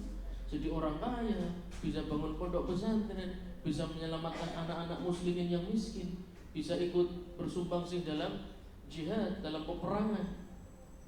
Sibuk ngurusi masalah yang sudah selesai dibahas. Ketika orang-orang yang tidak kompeten ikut ngomong, malah semakin semrawut. Ya. Karena masalah yang sudah pernah diomongkan oleh orang-orang yang ahli, coba diomongkan kembali orang-orang yang tidak ahli. Sudah ikut aja, selesai.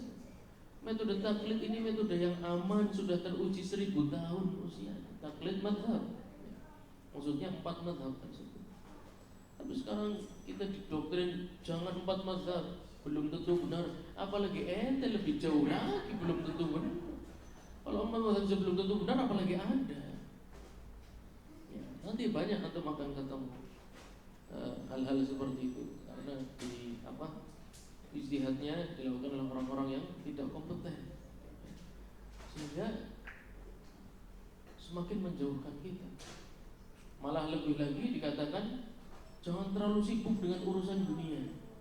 Padahal ilmu yang dia tekuni itu ilmu yang sangat penting untuk orang Islam.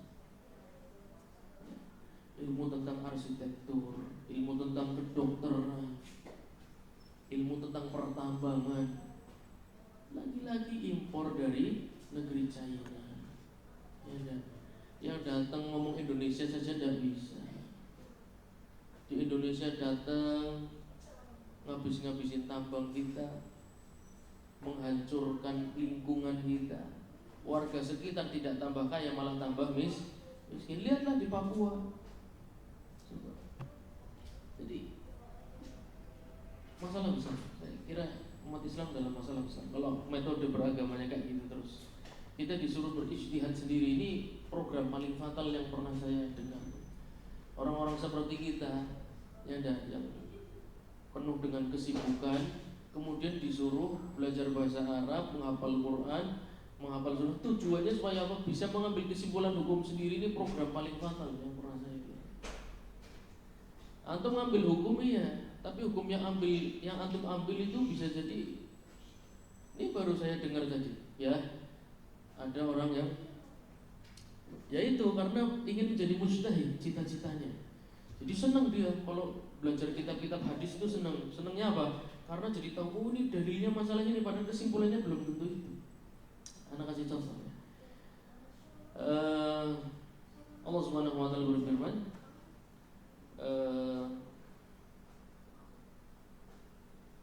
wa idza qara'tal Qur'an fasta'idz billah, ya. Fasta'idz billahi minasyaitonir rajim. Dia mengatakan kepada saya, hukum beristi'adzah ketika sebelum membaca Al-Quran atau dalam salat, hukumnya apa? Dia katakan wajib. Ini masalah wis rampung dengan ijma' para ulama, hukumnya sunnah, gak ada satupun ngomong wajib. Dia bilang gak bisa. Kenapa? Karena fasta'id di sana fi'il amr. Fi'il amr itu perintah. Hukum asal perintah adalah pengen malu ya. Tak palu maksudnya iya sih.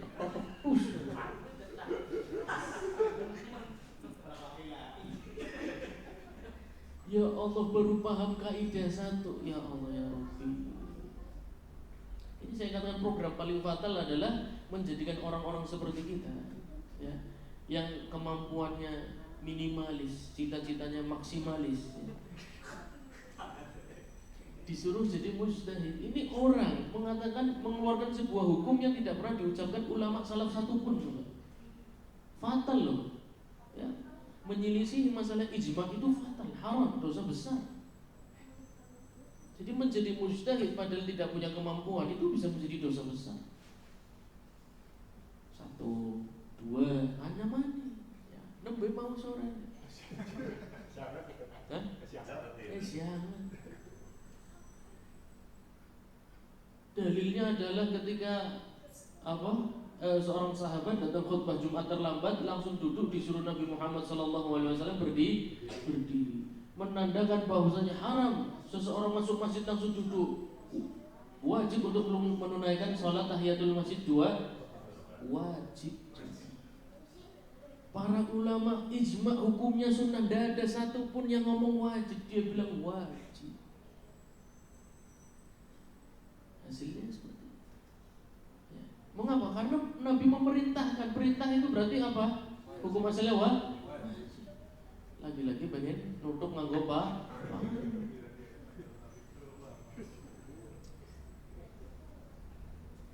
muskil. Ya Allah. Okay. Jadi pelajarilah fikih yang sudah ada. Tidak usah terlalu jumawa membahas kitab hadis, ya. Kitab hadis itu untuk belajar hadis. Saya mendapat faedah dari Syekh Ihsan As-Sinani. Beliau seorang syekh muhaddits di Unaiza. Beliau seorang faqih, tapi ketika membahas hadis beliau tidak mengambil kesimpulan hukum satupun. Dia cuma cerita hadis ini. Beliau mengajar Sahih Al-Bukhari, ya. Banyak kitab Sahih Muslim juga beliau ajar. Tapi beliau sangat bijak sekali. Ketika membuka kitab hadis, fokus ilmunya ilmu hadis. Bukan kitab hadis dibawa ke fikih yang dia pahami, gitu. Kalau ingin membahas tentang fikih hukum, faedah, disunahkan, diwajib bukanya kitab fikih. Itu baru orang yang paham. Kalau bukannya kitab hadis, sampaikan tentang keutamaan hadis ini sanadnya ini Syamiyah, ini sanadnya Hijaz, ini sanadnya silsilah Zahabiyah. Seakan-akan kau mendengar langsung dari Nabi Muhammad SAW. Hadis ini sahih, tapi syadz. Mengapa? Menyelisihi riwayat yang lain. Itu ilmu hadis. Kalau buka hadis harusnya kayak itu caranya.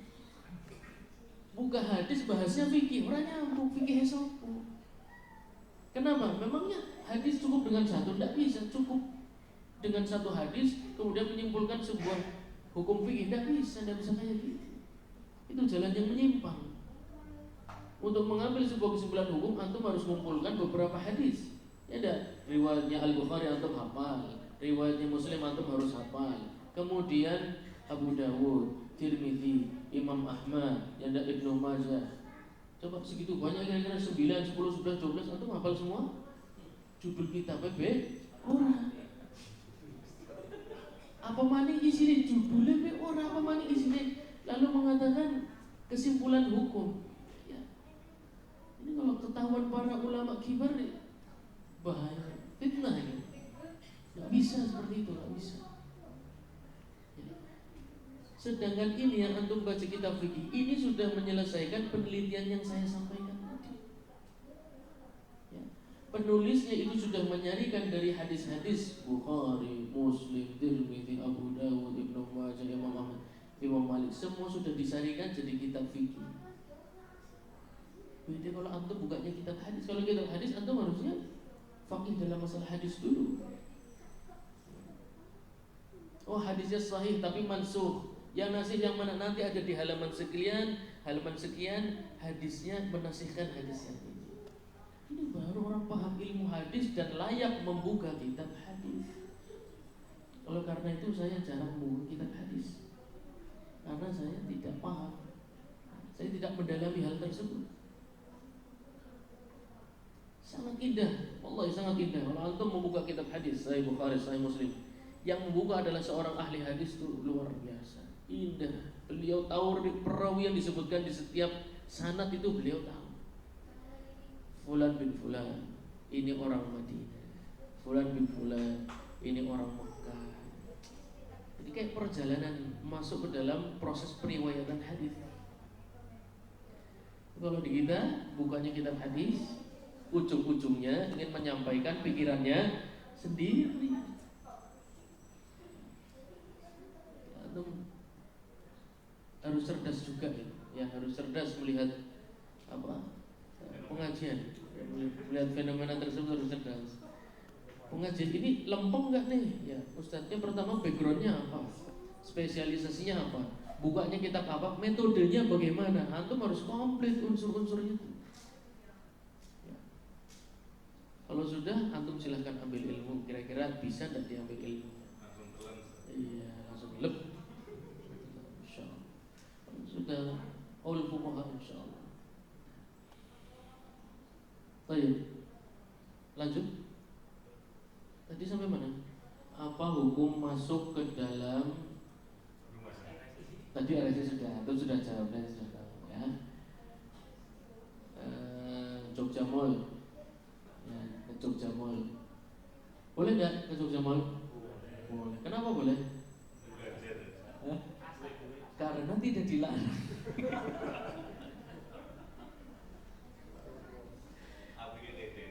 Kadang nggak boleh, kalau parkir sudah penuh sih nggak boleh, itu nggak boleh. Selama masih ada parkiran boleh. Antum beli hajat antum, beli macam-macam, lepas. Karena pada asalnya mall itu adalah pasar. Pada asalnya mall adalah pasar, dan pasar merupakan tempat berkumpulnya manusia, dan Nabi Muhammad SAW juga ke pasar, ya. Menunjukkan bolehnya kita untuk masuk pasar dan berdagang atau membeli di situ. Yang menjadi pertanyaan, kalau masuk pasar, ya, itu yang dikedepankan yang kanan apa yang kiri kira-kira? Yang kanan? Yang kiri. Mengapa? Karena anggur laka maksiat,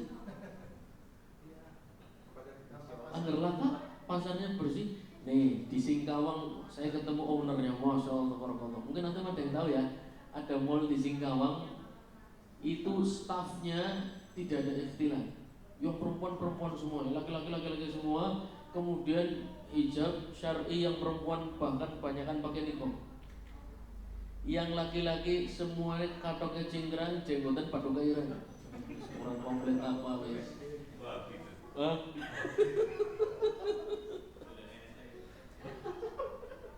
Masya Allah, saya ketemu ownernya rendah hati banget, gak nyangka pemilik mall yang ya sangat besar ya di Singkawang ya. Masya Allah, gimana tuh mallnya kayak gitu, tidak ada aurat terubar, kemudian di sana banyak diucapkan salam. Tetap kiri. Masya Allah. 5. Ya, karena seburuk-buruknya tempat adalah pasar. Sahih, karena itu sudah sesuai dengan hadis Nabi Muhammad sallallahu alaihi wasallam, ya, ahabbul biladi ilallah masajiduha, ya. Tempat yang paling Allah cintai di bumi ini adalah masjid. Wa abghaduha ilallah aswaquha, ya. Dan yang paling Allah benci tempat di muka bumi adalah karena apa? Banyak terjadi kecurangan, ya. Nanti kalau ada kecurangan dilaporkan kemana?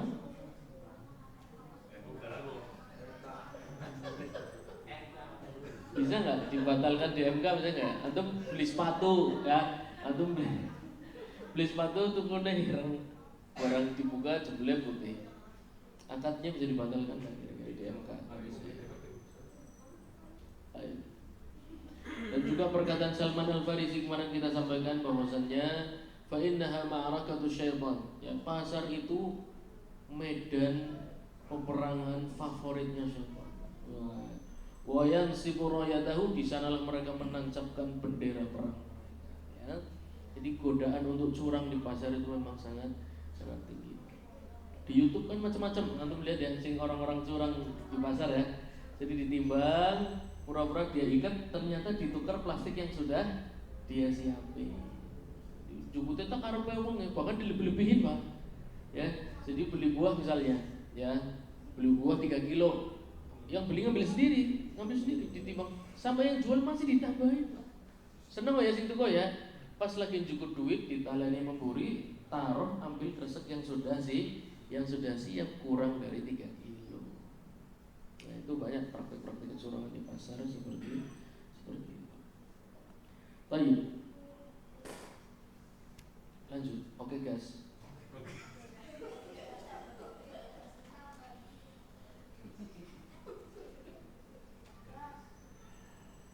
Baik.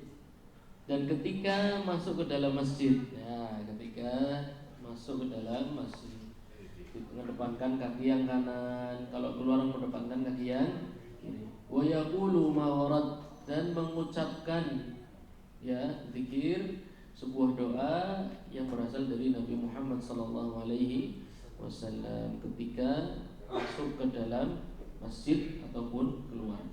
Nah, doanya antum semua sudah hafal, ya. Bismillahirrahmanirrahim. Wassalamu ala Rasulillah. Allahumma firli dhunubi waftahli abwaba rahmatik. Kalau keluar diganti waftahli abwaba fadlik, ya. Waftahli abwaba fadlik. Apa perbedaan kenapa kalau masuk abwaba rahmatik, kalau keluar dari masjid abwaba fadlik? Nah, kira-kira apa maksudnya? Ada yang bisa? Jadi ketika masuk masjid kita disuruh berdoanya, bukalah pintu-pintu rahmat, pintu-pintu ampunan.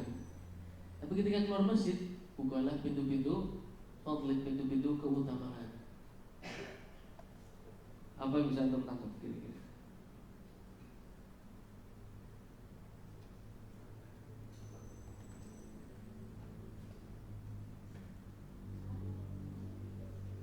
Ampunan Allah Subhanahu wa taala ini maslahat duniawiyah apa ukhrawiyah kira-kira jawabannya?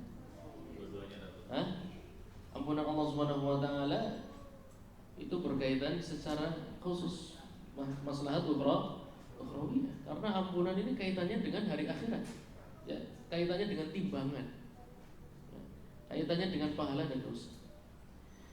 Tapi abwab fadlik, keutamaan dari Allah Subhanahu wa taala ini biasanya umumnya itu berkaitan dengan maslahat duniawiyah, sehat, kemudian anak putune akeh, ya, kemudian rezekine lancar, ya dah. Maka apa bisa antum simpulkan? Bahwasannya Allah Subhanahu wa taala menjadikan masjid itu sebagai tempat agar kita mendapatkan maslahat ukhrawiyah dan dunia bagi sing paham. Berapa banyak orang yang ingin maslahat duniawiyahnya lancar malah menggugurkan sholat di masjid. Itu berarti gak paham. Justru sholat di masjidlah yang akan membuat maslahat duniawiyah antum insya Allah semakin baik. Syaratnya keluar dari masjid baca doa. Aja bludas stop. Ya. Jadi ketika masuk ke dalam masjid, pikiran kita, mindsetnya jangan dunia. Nanti kalau mau keluar, kalau masuk masjid jangan langsung ke nyumpan sugih ke sholat dulu. Bukan, salah tuh, salah. Ada waktunya, ya. Jadi ada manajemen porsi hati ketika masuk masjid.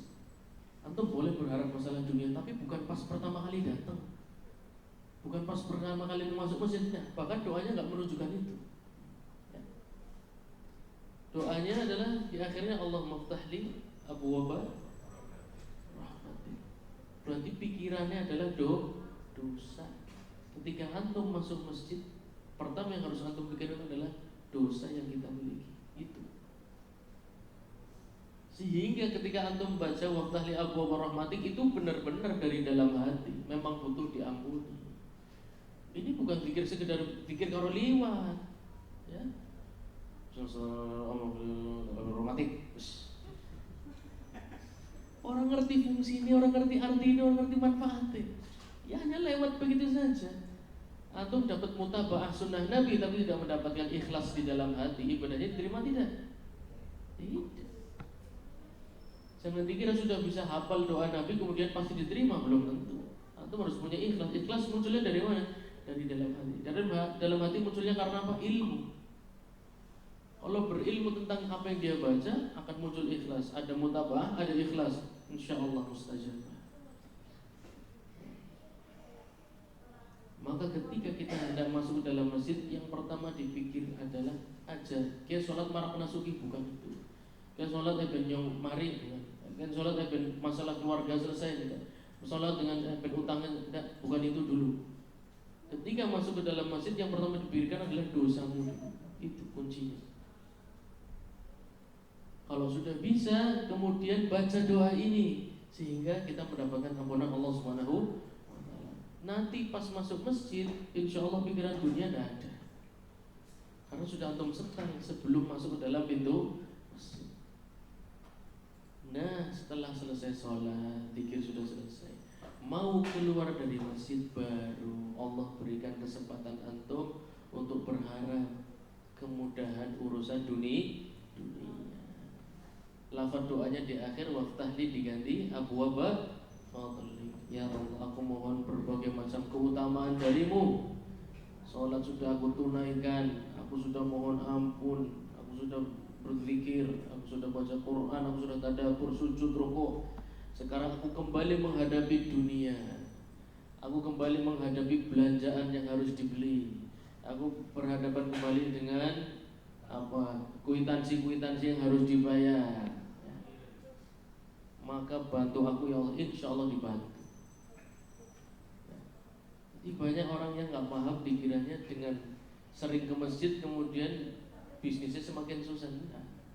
Tapi bukan juga ketika ke masjid pikirannya adalah bisnisnya lancar, enggak juga, salah juga. Timingnya harus pas. Kapan meminta maslahat dunia dan kapan meminta maslahat akhirat. Ketika masuk jangan pikirkan dunia sama sekali. Ketika keluar silahkan Allah berikan kesempatan antum untuk meminta kemudahan dalam urusan dunia. Enak ya agar dua ilmu deh kan? Bisakah orang rajin sholat rezekinya lancar? Bisa nemen. Tapi jangan pertama kali sholat antum pikirannya bener rezekinya lancar, malah seret ya. Karena ada salah dalam beradab. Salah dalam beradab ketika sholat. Ada ketika salat pertama masuk dalam masjid, pikirkannya dosamu dulu, itu yang nomor satu. Dan jangan berpikir dunia sedikit pun. Jangan minta masalah dunia sedikit pun. Selesai salat mau keluar dari masjid, bacalah doa ini, mintalah banyak kemudahan dari Allah Subhanahu wa Ta'ala untuk mencari nafkah, untuk membayar yang harus dibayar, untuk melunasi hutang, insya Allah Allah mudahkan. Dengan adab yang tepat, dengan sikap yang baik, sunnah Nabi Muhammad SAW sudah mengajarkan segala bentuk solusi hidup di dalam permasalahan hidup kita. Barakallahu fiik. Sepertinya sudah cukup malam ya. Insyaallah kita lanjuti pertemuan yang akan datang. Semoga sedikit ini bisa menambah kualitas ibadah kita, menambah adab kita kepada Allah Subhanahu wa taala, kepada masjid-masjidnya, kepada ibadah-ibadah yang kita harus ikhlas kepadanya. Semoga Allah Subhanahu wa taala menerima salat-salat kita, tilawah-tilawah kita, puasa-puasa kita, rukuk-rukuk kita, sujud-sujud kita, taubat kita yang terutama. Semoga Allah Subhanahu wa taala memberikan ampunannya di bulan Ramadan kali ini. Kita tutup majelis kita. Subhanakallahumma wa bihamdika asyhadu an la ilaha illa anta astaghfiruka wa atubu ilaik. Wassalamualaikum warahmatullahi wabarakatuh.